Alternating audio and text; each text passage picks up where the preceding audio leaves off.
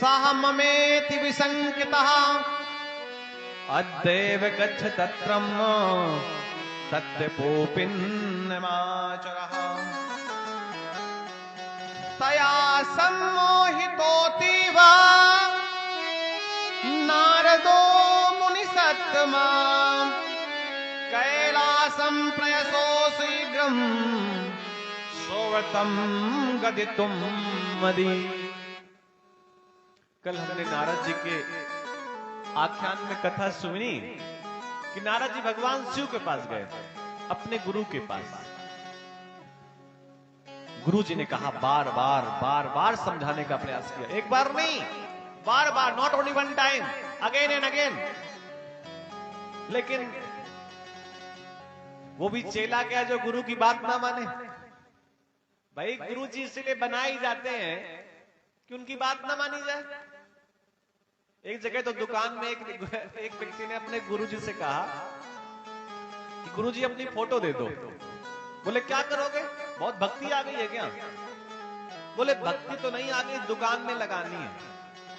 तो बोले किस लिए, क्या पूजा करोगे, धूप बत्ती लगाओगे? अरे बोले ना गुरुजी। तो किस लिए हमारी फोटो मांग रहे हो? अरे बोले दुकान में ग्राहक आते हैं तो बार बार कसम खानी पड़ती है, तो सामने होगे तो कह देंगे हमारे गुरु जी की कसम।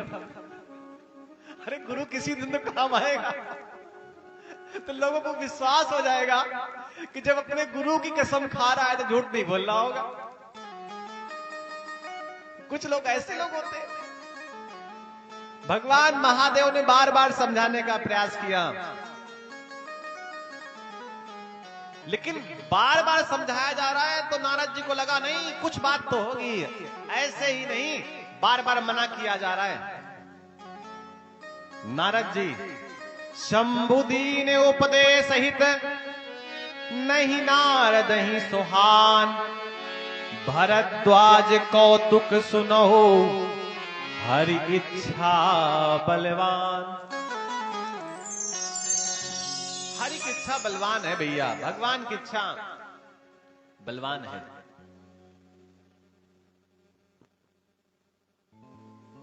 बारिश कहीं से भी हो सकती है, कभी प्राकृतिक कभी नैसर्गिक, और ये भी आवश्यक है। और बड़े मिन्नतों के बाद ट्रैक्टर मिलता है और नंबर भी देर में आता है। चलो कोई बात नहीं। राम कीन चाहई सोई होई, करे अन्यथा अस नहीं सोई। भगवान जो चाहते हैं भैया वही होता है, जो शिव चाहते हैं, जो राम चाहते हैं, जो कृष्ण चाहते हैं, होता वही है। जहां के लिए मना किया गया था और जिसने मना किया था उसी की बात नहीं सुनी, अपने गुरु की बात नहीं सुनी, अपने पिता की बात नहीं सुनी, और तत्काल भगवान के पास चले गए। क्षीर सिंधु गवने मुनिनाथा, जहां बस श्रीनिवास श्रुति माथा। भगवान विष्णु के पास चले गए। नारद जी ध्यान देना कि बड़े कितने भी हो जाओ, लेकिन इतने बड़े ना बनो कि जब गिरो तो चोट लग जाए। जो दो पैर के लोग होते हैं ना, उन्हें ज्यादा सावधान होने की आवश्यकता होती है। हम लोग दो पैर वाले हैं, साइकिल को ज्यादा सावधानी की आवश्यकता है, मोटरसाइकिल को ज्यादा सावधानी की आवश्यकता है, लेकिन कार को, ट्रैक्टर को, बस को उतना सावधान होने की आवश्यकता नहीं है, क्योंकि वो पहले से ही बैलेंस है। इनमें बैलेंस बनाना पड़ता है। नारद जी चले गए। मैं बात कर रहा था कि इतना ऊपर ना उठो कि कभी जमीन पे आना पड़े तो संकोच हो। इतना अपने आप को दिखाने का प्रयास ना करो कि अगर वो वस्त्र उतर जाए तो कष्ट हो जाए। वस्त्र उतने ही पहनो जितने परमानेंट पहने जा सके। हम किसी की आलोचना नहीं कर रहे हैं, लेकिन समझने का प्रयास करना कि बहुत लोग जो व्यासपीठ में बैठते हैं, आप देखना, मैं बुराई नहीं कर रहा किसी की, वो अगर रास्ते से निकल जाए तो उनके श्रृंगार को देखकर गली के 100 कुत्ते उनका पीछा कर लें। मैं आलोचना नहीं कर रहा, मैं केवल बात कह रहा हूं। इतना लोग मेकअप करते हैं और वो सब जगह है। भैया उतना ही रहो कि खेत में भी खड़े हो जाओ, खलिहान में भी खड़े हो जाओ, मंदिर में भी खड़े हो जाओ, गुरुद्वारे में भी खड़े हो जाओ, इतना ही पहनो। चिड़िया कितना भी उड़े आकाश, चारा है धरती के पास। वो आकाश में कितनी ऊंची ऊंची उड़ाने क्यों ना उड़ ले चिड़िया, लेकिन जब उदर पूर्ति के लिए दाना चाहिए होगा तो आकाश में नहीं मिलेगा, उसके लिए धरती पर आना पड़ेगा। हरसी मिले उठी रमा निकेता। आज तक भगवान विष्णु उठ करके नारद जी से नहीं मिले, लेकिन आज नारद जी से उठ करके मिले, हृदय से लगा लिया। भगवान नारायण के वामांग में लक्ष्मी जी बैठती हैं, लेकिन पता है कहां? चरणों के पास। कभी भगवान विष्णु का चित्र देखना, नीचे सर्प की सैया है, भगवान आराम कर रहे हैं और लक्ष्मी जी चरणों को दबा रही हैं, और भगवान सोचे रहते हैं।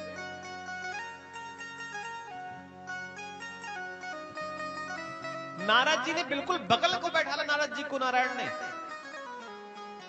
और पूरी बात कही। थोड़ी बहुत कथा आप लोग जानते हैं। काम को मैंने जीत लिया, मैंने क्रोध को भी जीत लिया। ब्रह्मा नारद के पिता हैं, उन्होंने काम को नहीं जीत पाए थे, और शंकर नारद के गुरु हैं, वो क्रोध को नहीं जीत पाए। तो मैंने अपने पिता से भी मैं आगे हो गया, और मैं अपने गुरु से भी आगे हो गया। कितनी हास्यास्पद लग रहा है, लेकिन एक बात और समझने की आवश्यकता है कि ये भगवान की लीलाएं हैं। भगवान लीला करके दिखा रहे हैं कि जब देवता ऐसा कर सकते हैं तो उनके परिणाम क्या हुए, तो अगर हम ऐसा करेंगे तो हमारे परिणाम क्या होंगे। बस इसलिए है, और कोई अलग से विशेष बात नहीं है। अति प्रचंड रघुपति के माया, जिहि न मोह अस को जग माया। आपने जीत लिया काम को भी, क्रोध को भी। नारद जी ने कहा हां वो तो सब ठीक है, लेकिन जो बात कही गई अहंकार के रूप में कही गई। कुछ लोग किसी को प्रणाम करते हैं ना, तो अहंकार से प्रणाम करते हैं। आप देखना फोन में कभी कभी लोग प्रणाम करते हैं, कहते महाराज जी दंडवत, ऐसे लग रहा है कि डंडा फेंक के मार रहे हैं। ऐसा कुछ लोग बोलते हैं ना। एक कोई बूढ़ी माँ थी, मारवाड़ की, राजस्थान की, और सभी जगह की अपनी अपनी भाषा होती। वहां पे एक संत महात्मा गए, तो लोगों ने कहा मैया महात्मा आए हैं, इनके पैर छू लो। तो बूढ़ी माँ ने कहा महात्मन थारे खुर छुओ। क्या छुओ? खुर, जानवरों के खुर होते हैं ना। तो लोगों ने कहा अरे मैया ऐसे ना बोल, पाप लगेगा, नरक मिलेगा तुझे। तो उसको लगा नरक कोई बहुत बड़ी चीज होती होगी। पहली बार उसने सुना था, अरे बोले नरक हमारे भाग्य में कहां है, ये तो इन महात्माओं को मिलेगा।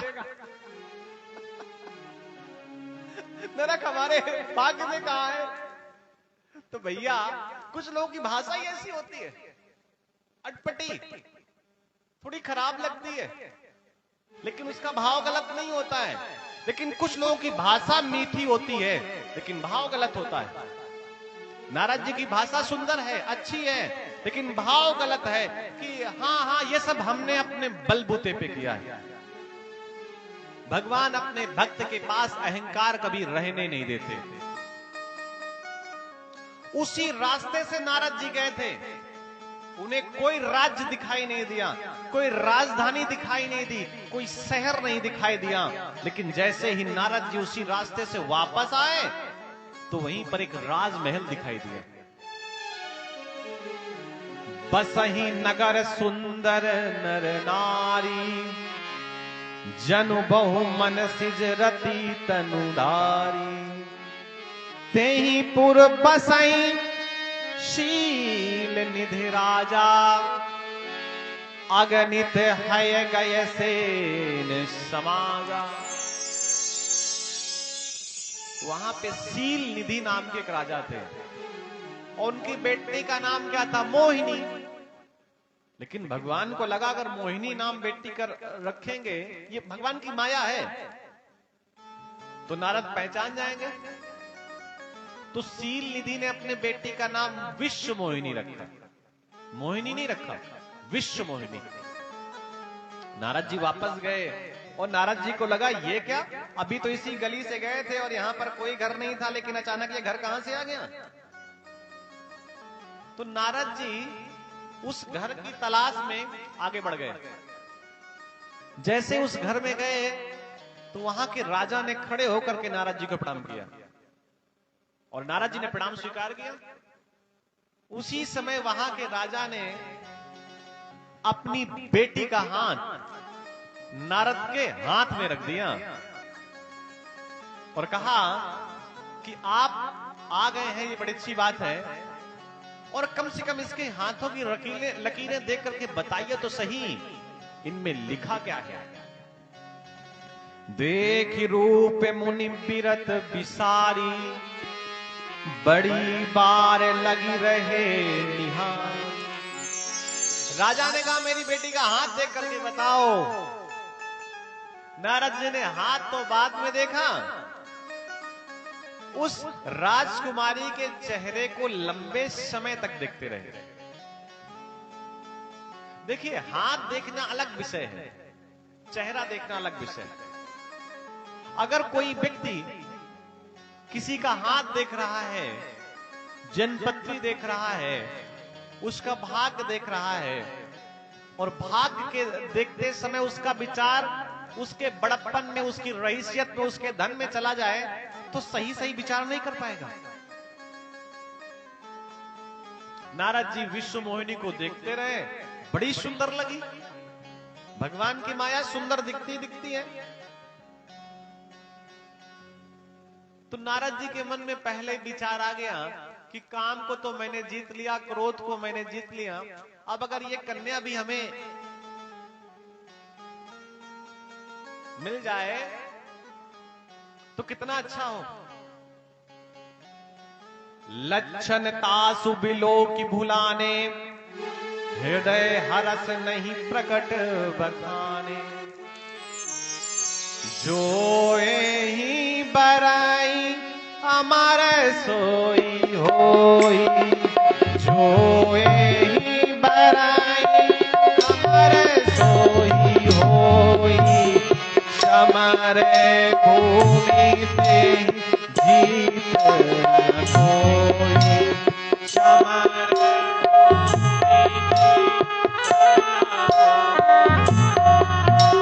सेवहि सकल चराचर ताहि, सेवहि सकल चराचर ताहि। बराई शील निध कन्या जाहि, बराई शील निध कन्या जाहि। जप तप कछु ना होई ते काला, जप तप कछु ना होई ते काला। हे विधे मिलाई कवन विधे बाला, हे विधे मिलाई कवन विधे बाला। हरि सन मांगऊ सुंदर ताई, हरि सन मांगऊ सुंदर ताई। ओही जात गहरू अति भाई, ओही जात गहुरे अति भाई। मोरे हित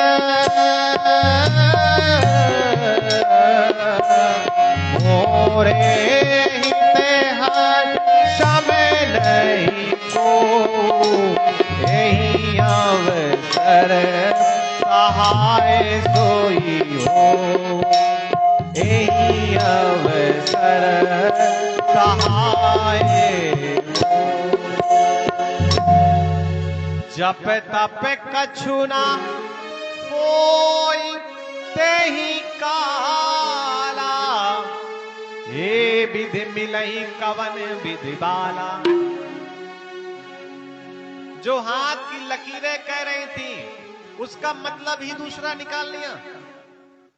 जो यही बरही, अरे इनका विवाह उन्हीं के साथ होगा जो अमर होंगे। इनका विवाह किसके साथ होगा? जो अमर है, अजर है। अब नारद जी ने जब चेहरे को देखा तो नारद जी ने सोचा कि इनका विवाह जिसके साथ हो जाएगा वो अजर अमर हो जाएगा। लगभग दोनों शब्दों का मतलब एक ही है, लेकिन भाव अलग अलग है। हाथों में लिखा था कि विवाह उनके साथ होगा जो पहले से अजर अमर होगा। नारद जी को लगा विवाह जिसके साथ हो जाएगा वो अजर अमर हो जाएगा। मैंने काम को जीत लिया, क्रोध को जीत लिया, ये मन में भाव है। काम को जीत लिया, यह भाव है मन में। लेकिन तत्काल सामने विश्व मोहिनी को देख करके मन में कामनाएं जाग गई।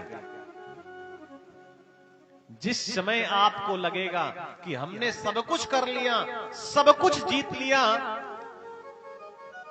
उसी समय आपके सामने एक ऐसी बड़ी व्यवस्था खड़ी हो जाएगी कि आपको अपनी सारी जीतें छोटी लगेंगी।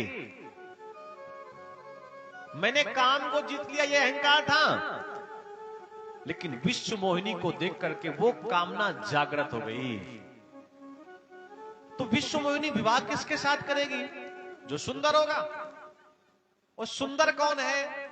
देखिए, गोरे देवता तो भगवान शिव हैं, कर्पूर के जैसे, लेकिन सुंदर कोई है तो उनका नाम श्याम सुंदर है।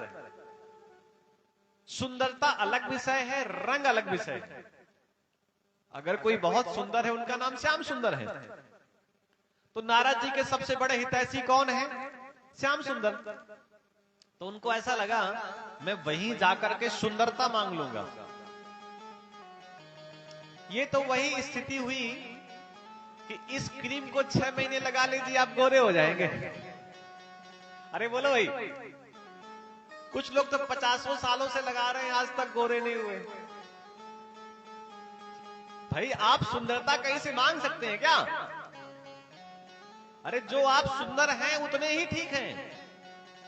जैसा परमात्मा ने आपको बनाया है, हमें बनाया है, हम पर्याप्त हैं। देखिए, जैसे कोई गाड़ी आती है तो 2 साल बाद उस गाड़ी का नया मॉडल आता है कि नहीं आता है? बोलो भाई। कोई फोन आता है तो 2 साल बाद नया मॉडल आता है कि नहीं आता है? जब से धरती बनी है भगवान पुराने ही मॉडल चला रहा है कि नहीं चला रहा है? हम जैसे आंख कान नाक की जैसे, कहीं कुछ उसने परिवर्तन किया क्या? कुछ ऐसा किया गया कि नहीं, अब लोगों को कान खत्म कर दिए, अब कान की आवश्यकता नहीं है। परमात्मा ने जब धरती का पहला व्यक्ति बनाया था तो ऐसे ही बनाया था जैसे हम लोग हैं। हाँ, थोड़ा कोई सुंदर कोई कम सुंदर ऐसा हो सकता है। तो परमात्मा ने तो कोई लेटेस्ट मॉडल लॉन्च नहीं किया। इसका मतलब वो जो बना रहा है वो पूरा परफेक्ट है, उसमें कहीं कोई कमी नहीं है। लेकिन नारद जी क्या मांगने गए हैं? सुंदरता। विवाह की बड़ी बड़ी विडंबनाएं हैं। विवाह के समय व्यक्ति सब जगह से सब कुछ मांग लाता है। गाड़ी भी उधार की, कोट नहीं है तो वो भी उधार का, जूते चप्पल सब उधार के। और जब व्यक्ति विवाह करने जाता है तो पत्नी देखती है, अरे बड़ा बड़ा व्यवस्था है, देखो बिल्कुल कितनी बढ़िया सी गाड़ी है। और मालूम पड़ा जैसे ही वो बेचारी पत्नी गाड़ी से बाहर उतरी, ड्राइवर कार लेकर के चला गया, सूट वाला सूट लेकर के चला गया, फूल मुरझा गए, चेहरे का पेंट उतर गया, काम खत्म। तो भैया विवाह के समय सब लोग उधार का व्यवहार करते हैं, लेकिन हम शिव पुराण कथा सुन रहे हैं और शिव पुराण कहती है कि भैया अपने पास जो है वही सबसे ज्यादा है। उधार का बहुत लंबे समय तक नहीं रह सकता। नारद जी सुंदरता मांगने गए। भगवान विष्णु के हजारों हजारों रूप हैं, हजारों हजारों हाथ हैं। सुंदरता मांगी और भगवान विष्णु ने नारद जी को अपना एक रूप दे दिया। देखिए, विश्वास भी हो तो ऐसा विश्वास हो नारद के जैसा। विश्वास परमात्मा में इतना हो कि भगवान ने जो बनाया है अच्छा ही बनाया होगा।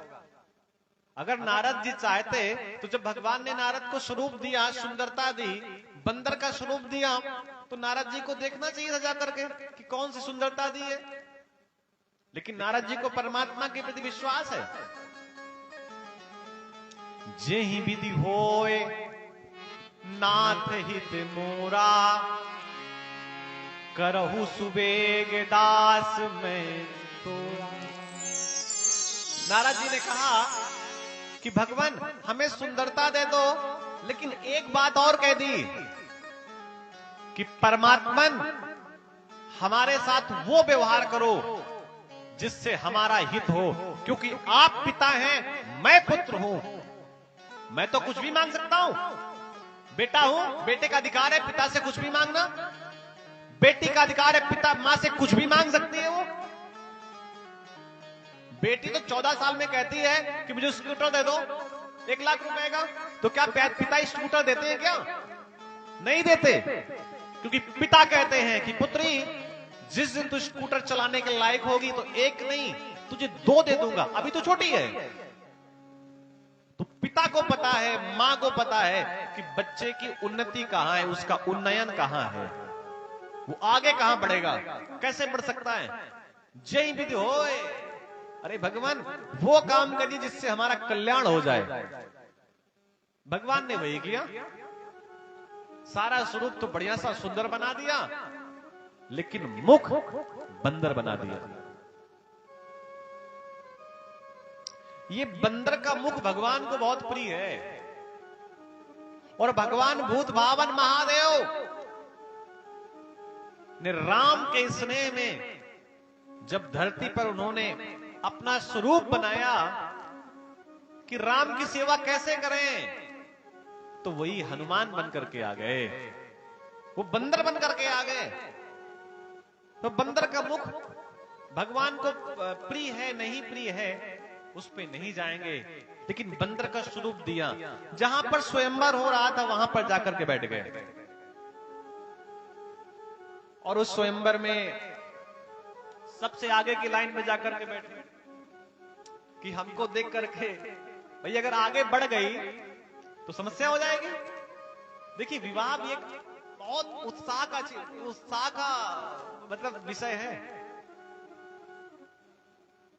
विवाह के समय व्यक्ति पूरा प्रयास करता है कि सबसे अलग हम दिखाई दें। यहां तक कि भाई साहब हमने देखा, और गुरु लोग सब लोग जानते भी हैं इस बात को, कि जब बेटी की विदाई होती है तो बेटी कितना भयंकर रो रही होती है, लेकिन उसी समय हमारे कैमरे वाले भैया लोग जैसे ही कैमरा लगा देते हैं तो बिटिया ऐसे आंसू पोंछ लेती है कि कहीं फोटो न बिगड़ जाए। रोना अपनी जगह, फोटो न बिगड़ जाए। तो भैया कौन ऐसा जो सुंदर नहीं दिखना चाहता? सबसे बड़ा कष्ट कहते हैं उसी समय होता है जब कन्या अपने माता पिता के घर को छोड़ करके आती है, लेकिन उस समय भी वो चाहती मेरा फोटो न बिगड़े। भगवान की लीला, नारद जी सबसे आगे बैठ गए और जैसे ही देखा विश्व मोहिनी ने, तो विश्व मोहिनी ने कहा कि हाँ मनुष्य तो आए हैं, राक्षस भी आए हैं, लेकिन बंदर काहे के लिए आए हैं?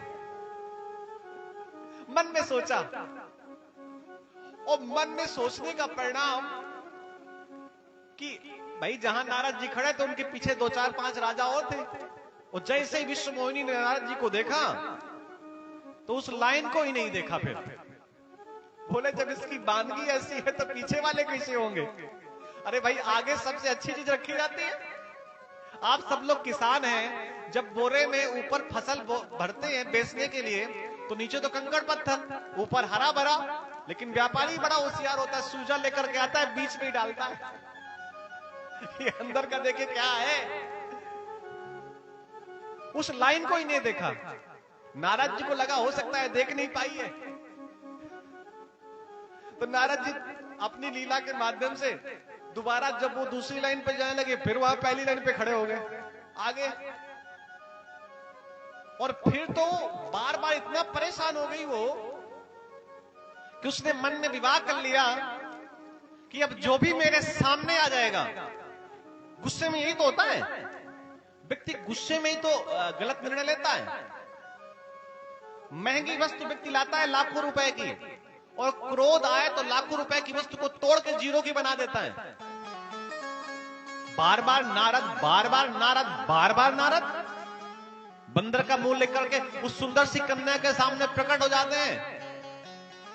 तो इसने विश्व मोहिनी भी सोच लिया कि अब कुछ भी हो, जो दिख जाएगा उसी को माला पहना देंगे। और जैसे ही वो अगली लाइन पर गई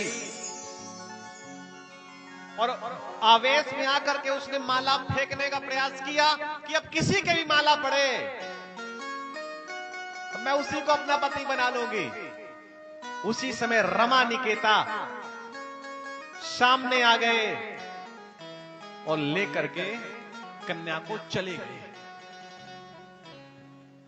नारद जी ने को जब भगवान शंकर ने बार बार समझाया था कि बार बार बिनवो मोहित होई, तो नारद जी ने को शंकर जी ने बार बार समझाया, शंकर जी ने नारद जी को बार बार समझाया, नारद जी नहीं माने। तो उसी समय भगवान शंकर ने अपने 2 सेवकों को नारद जी के पीछे लगा दिया कि मेरा चेला है और गुरु का कर्तव्य है कि चेले को डूबने से बचाया जाए, और पल पल की खबर देते रहे ना, अब क्या हो रहा है, अब क्या हो रहा है, अब क्या हो रहा है। ये दोनों चेला पीछे लगे थे और बार बार नारद जी की तारीफ कर रहे थे स्वयंवर के समय कि इससे सुंदर तो कोई है ही नहीं। अच्छा, किसी से कह दो आप बड़े सुंदर दिखते हैं तो वो फिर कॉलर ऊंचा करके चलने लगता है।